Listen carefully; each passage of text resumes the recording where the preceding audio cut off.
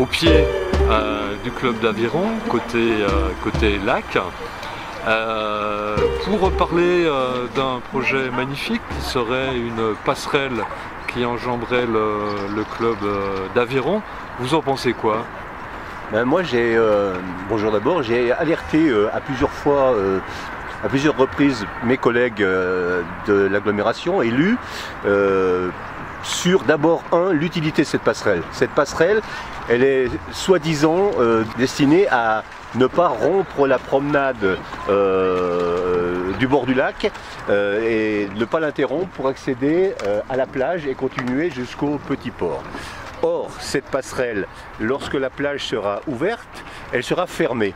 Donc la plupart du temps, quand les touristes viendront cet été, ils vont buter sur une passerelle qui ne débouchera sur rien et qui sera fermée. L'ouverture de la plage, c'est en général 4 mois, 120 jours à peu près, en moyenne.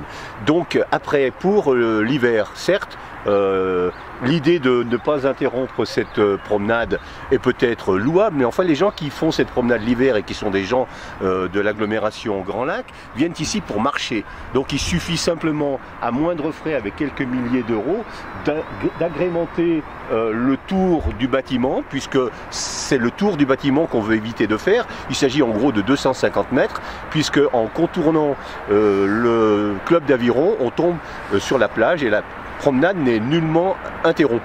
Et le projet de passerelle, on n'a pas vraiment le choix. Il nous a été imposé par la municipalité ou par la communauté de Grand Lac pour faire un passage, parce qu'il était entendu que les gens qui se promènent au bord du lac devaient pouvoir rester tout le long au bord du lac, alors que jusqu'à présent ils évitaient notre club en passant sur le parking. Je ne crois pas que ça soit très très gênant.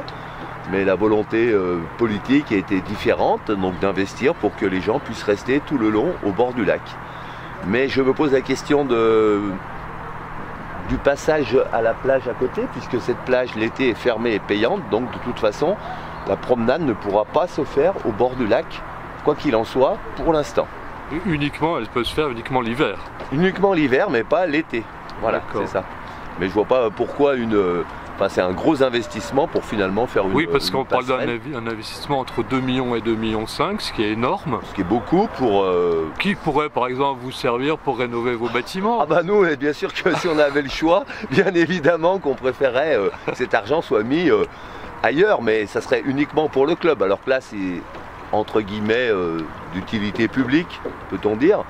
Mais moi, il me semble, à titre personnel, que le fait de passer sur le parking et ne pas rester sur le bord du lac pendant 300, 400 ou 500 mètres, c'est pas dramatique, mais bon, c'est que mon avis. Ou peut-être une autre solution, comme au Bourget du Lac, c'est-à-dire mettre une barrière au pied du club d'Aviron avec un portillon, voilà, moi, et le chemin qui passe devant. J'ai toujours cru que la loi littorale permettait de circuler au bord des plans d'eau comme celui-ci, et donc il suffirait d'un bypass pour que les gens l'hiver puissent traverser et aller directement à la plage sans empiéter sur le club d'Aviron qui lui pourrait être fermé par ce bypass de portail la nuit pour pas qu'il y ait d'éventuelles dégradations, étant donné que moi je suis persuadé qu'un espace fermé est toujours plus agressé qu'un espace ouvert. Donc il n'y a aucun problème pour la cohabitation.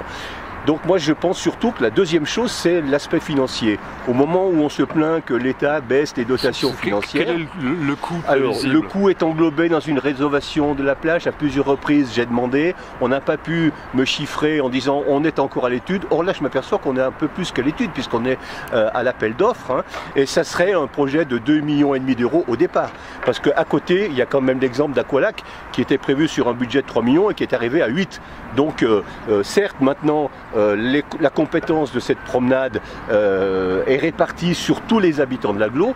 Moi, je ne suis pas très sûr que tous les contribuables de l'agglomération soient d'accord pour payer ce que j'appellerais un petit caprice d'élus plutôt aixois qui voudraient qu'on fasse cette passerelle qui serait soi-disant indispensable à la continuité. Non, non, moi je crois qu'au Bourget du Lac, la solution, les gens avec leur bateau traversent la route et ça se passe très très bien. Donc il n'y a pas une utilité. Et ici, on n'a pas de route. Ici, on n'a pas du tout de route. Il s'agirait simplement d'une promenade piétonne complètement pacifiée. Est-ce que ce chemin pourrait pas passer carrément sur le terrain du club avec une barrière, comme ça se fait un peu au Bourget-du-Lac, on a une route et des trottoirs devant le. Oui, mais au Bourget-du-Lac, mais eux, c'est vraiment une route avec des véhicules qui passent pour desservir certains quartiers du Bourget de Bourdeau. Mais c'est une contrainte pour eux, ça veut dire qu'il y a quand même des gens qui. Oui, mais là, si on fait passer le chemin.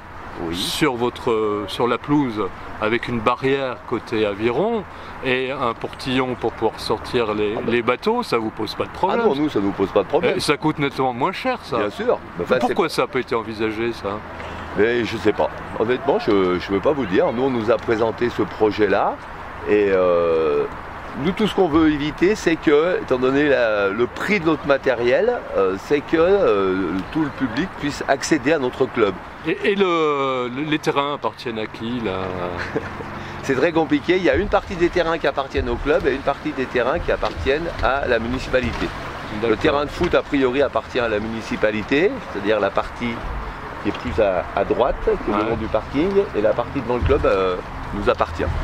D'accord. Mais il y a un découpage qui est un petit peu compliqué et il est possible que si la passerelle se fait, il est possible qu'il y ait une modification de la répartition sur les terrains. D'accord. Un arrangement qu'on pourrait avoir.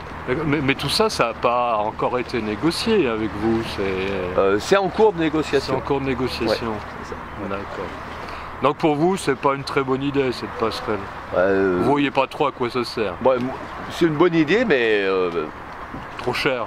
Très très cher pour l'utilisation. Mais maintenant, c'est que mon avis. Et en tant que membre du club, je crois qu'on n'a pas eu tellement le choix d'accepter ou de refuser cette passerelle. Même si c'est notre terrain, il est parfois des situations où on ne peut pas vraiment décider nous-mêmes.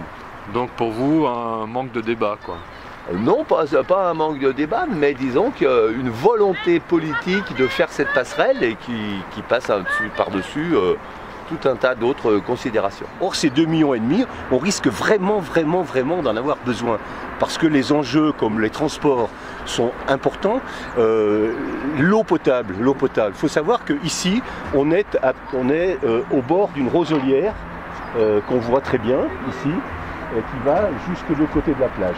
Or, cette passerelle serait placée plus ou moins sur les roselières. Il faut savoir que les roselières, on vient de baisser le lac, vous voyez que le niveau du lac est très bas. On vient de le baisser et l'année dernière, on a curé les ports avant de baisser ce lac. C'est à la demande du CISAL pour que les roselières se régénèrent et que l'unification des oiseaux du lac se fasse. Ça serait quand même contradictoire d'avoir dépensé une telle somme et de supprimer une des roselières qui est magnifique et qui risquerait d'être mise à mal par cette passerelle.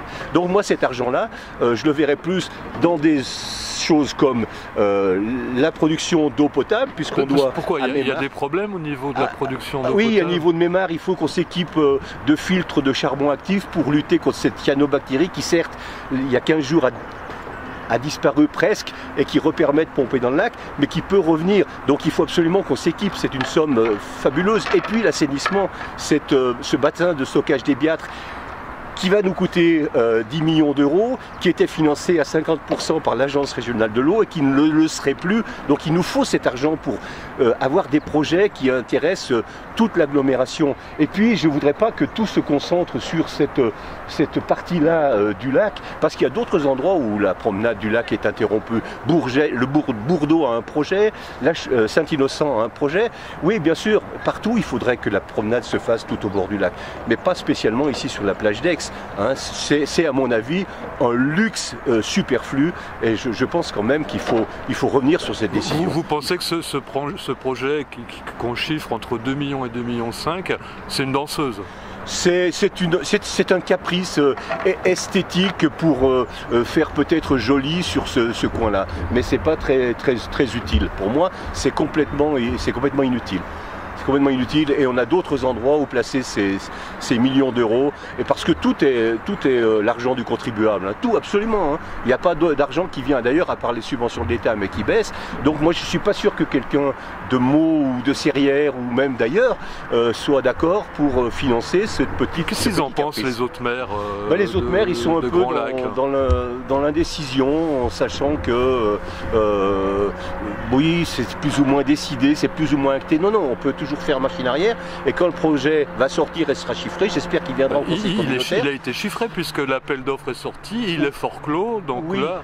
mais le chiffrage lui-même de la passerelle n'est pas complètement dit. En tout cas, il doit être fait par Grand Lac quand il a donné le cahier des charges. Il n'est pas exprimé parce qu'il est noyé dans des accès, mais qui certes, des accès qui seront peut-être jolis, mais qui mèneront toujours à cette passerelle. Même que la raison va l'emporter et qu'on va essayer de faire au mieux pour ne pas interrompre pendant les 8 mois d'hiver cette promenade.